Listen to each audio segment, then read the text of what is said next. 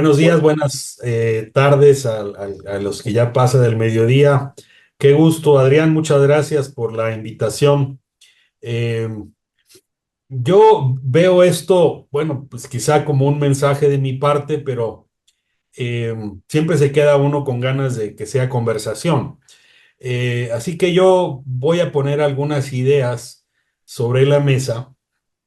Soy profesor universitario y llevo más de 30 años trabajando con migrantes y personas refugiadas en México, en Centroamérica, en Estados Unidos. Eh, y pues lo que les voy a compartir es más producto de esa experiencia en el terreno. Algo también viene del aula, de la investigación, pero es sobre todo lo que a uno le va quedando de pues de experiencias, eh, de aprendizajes quizá, eh, y, y lo voy a organizar en tres partes.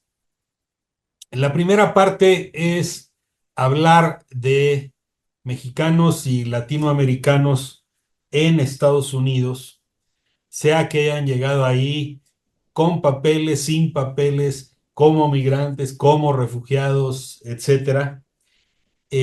La segunda parte es qué, a qué cambios estamos asistiendo y qué tanto alcanzamos a darnos cuenta del tsunami que tenemos encima con los cambios que están ocurriendo, no solo en Estados Unidos, sino también en nuestros propios países. Y la tercera, pues, es asomarnos a una pequeña ventana para tratar de avisorar lo que viene. Eh, Debo decirles que mi experiencia está muy marcada por mi colaboración, mi caminar con los michoacanos. Yo conocí eh, pues de migración y refugio con los michoacanos.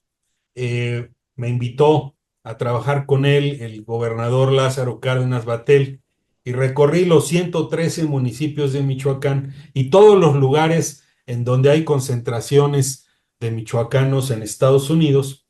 Y a partir de lo que vi con los michoacanos, pues entré en contacto con comunidades de Guatemala, de Honduras, de El Salvador. Por eso, pues me da mucho gusto tener oportunidad de intercambiar con colegas de San Salvador, de Chalatenango, de San Pedro Sula, que son comunidades que he visitado eh, como parte de mi trabajo. Y por supuesto también de Tijuana, de Aguascalientes y de otras localidades. Les voy a poner dos frases que he escuchado yo en muchas ocasiones en este trabajo.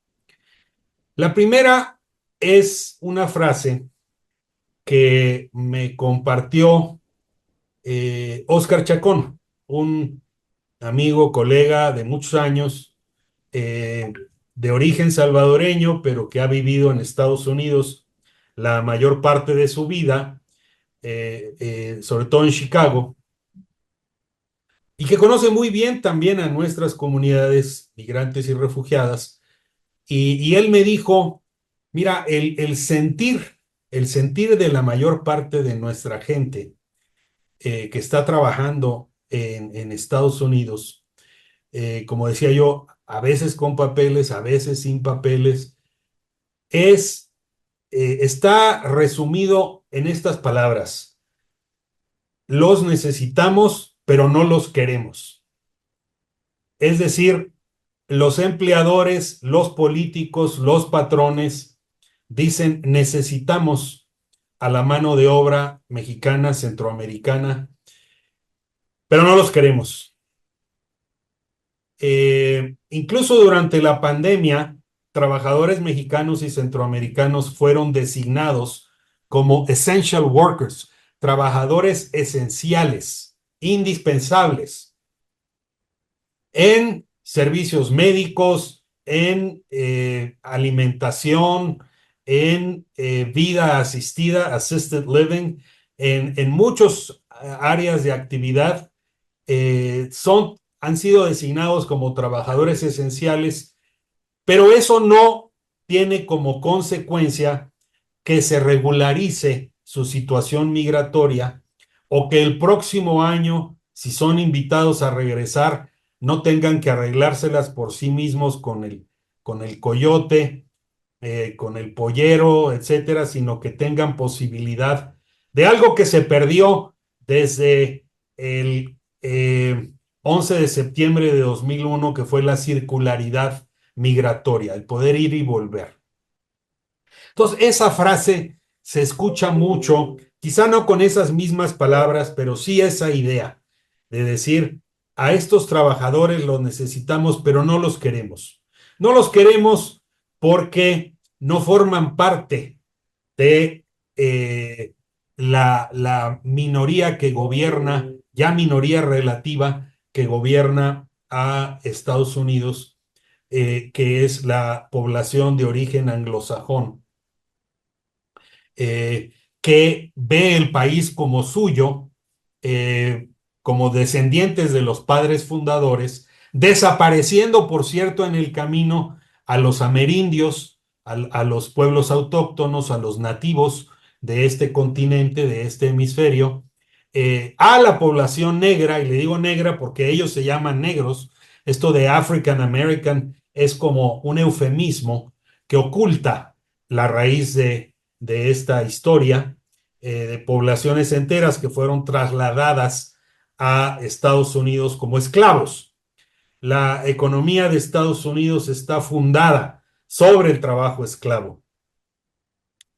Y ahora los latinos, que han pasado de ser en 1970, antes de que nacieran ustedes, yo ya tenía un rato de caminar, en 1970, eran menos de 5% de la población, y ahora el censo de Estados Unidos nos muestra que la categoría de latinos o hispanos son 19% de la población. Se multiplicó por 4 en 55 años.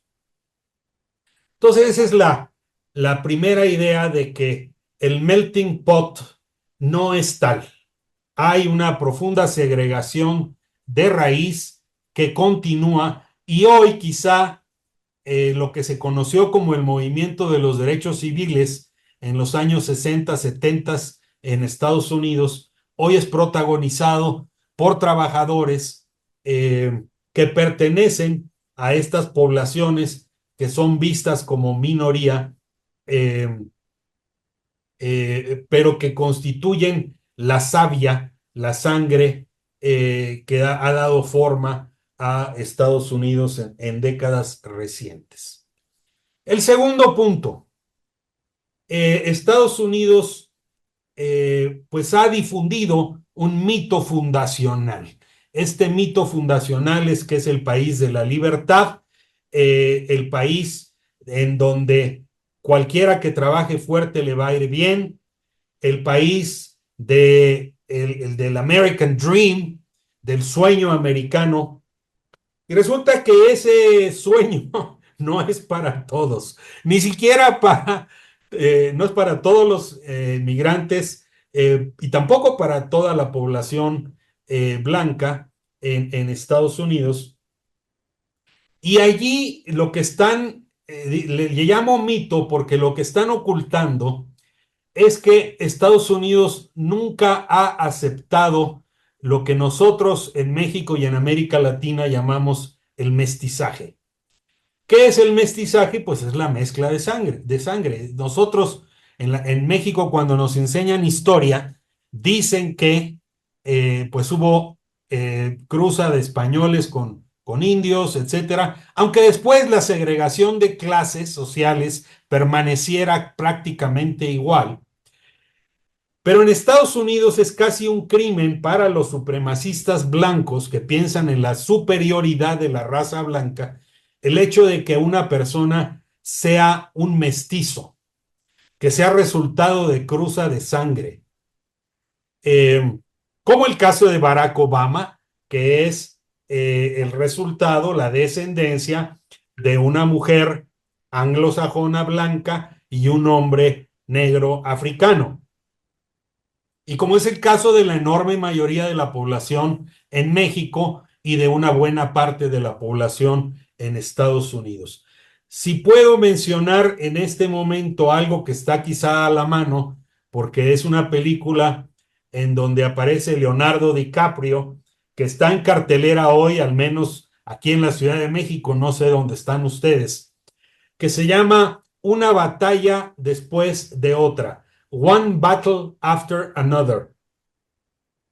A lo mejor a Leonardo DiCaprio lo conocemos por películas que quizás son más comerciales, pero esta película, que es de un cineasta californiano que se llama Paul Thomas Anderson, es de un profundísimo mensaje. A mí me dejó muy marcado, así que les recomiendo que la vean, porque habla de todos los temas que Adrián me pidió que abordara, todos juntos.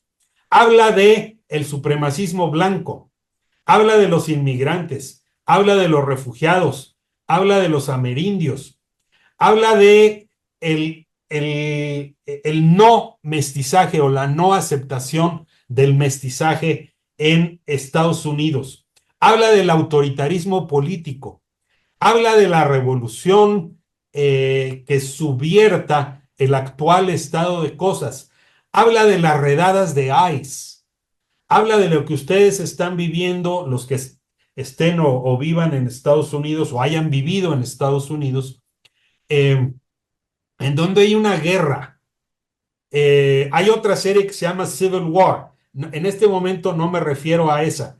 Me refiero a la película esta que les digo, One Battle After Another, y describe la situación en su conjunto. Por eso es muy útil, es muy esclarecedora, da luz sobre todos estos temas vistos en conjunto. Eh, y para no pasarme del tiempo, en pie de página, en esta película de DiCaprio sale la segunda frase que les quiero compartir. La primera fue, los necesitamos, pero no los queremos. Después de que terminen su trabajo, desaparezcan, porque su presencia, así dicen ellos, afea las calles de nuestras ciudades. Váyanse a la oscuridad, regresen a su caverna o donde quiera que pasen la noche y al día siguiente preséntense a trabajar para volver a desaparecer al final de la jornada laboral. En la película de DiCaprio, la frase que se me queda en la cabeza es, "They're not like us", no son como nosotros. Los mestizos, los amerindios, los negros, los no blancos son otra cosa. No son 100% seres humanos como aquellos que dicen descender de los padres fundadores, como aquellos que dicen ser los propietarios del país. Como dijo un senador de Missouri, this nation belongs to us, not to them. It's our nation, de los arios, de los supremacistas blancos. Entonces, además de los factores económicos y los factores raciales, hay una serie de factores políticos. ¿Qué es lo que viene? El gobierno de Trump está inspirado precisamente en esto que describo en la película de DiCaprio, en el supremacismo blanco. El ideólogo de esta doctrina en la administración Trump es un señor que se llama Stephen Miller. Stephen Miller es el Deputy Chief of Staff de la administración Trump. Y él es quien ha ideado esto de la superioridad blanca que se refleja no solo en la política migratoria o de asilo, que por cierto, ambos sistemas, el migratorio y el de refugio en Estados Unidos, están en quiebra totalmente. Los han prácticamente desaparecido. Estados Unidos no reconoce el derecho internacional sobre migrantes, no reconoce el derecho internacional sobre refugio. Y además, lo que viene y ya está en práctica es que Stephen Miller es quien ideó asociar, juntar la palabra migrante con la palabra criminal y la palabra criminal con la palabra terrorista. Por lo tanto, el migrante o el solicitante de refugio, por existir, es un terrorista, porque es un silogismo que está construido sobre falsedades, así como el mito fundacional de Estados Unidos.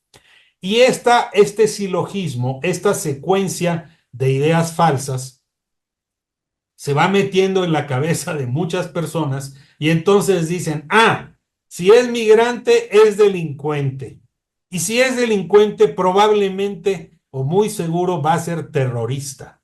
Entonces hay personas designadas como terroristas cuando no han robado, no han matado a nadie, no han secuestrado, no han traficado y ya por el solo hecho de existir llegan a ser terroristas.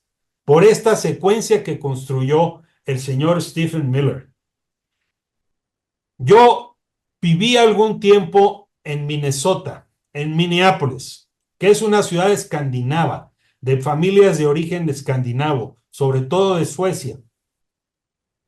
Y hace algunos años, en Fox News, vi un programa en donde el anfitrión estaba pasando video de un hombre saltándose la barda entre Nuevo Laredo, Tamaulipas y Laredo, Texas. Y la persona que llama al programa después de ver este video, una persona en Laredo, Texas.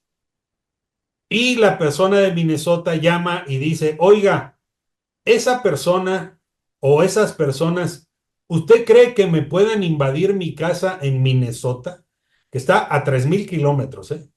Una persona.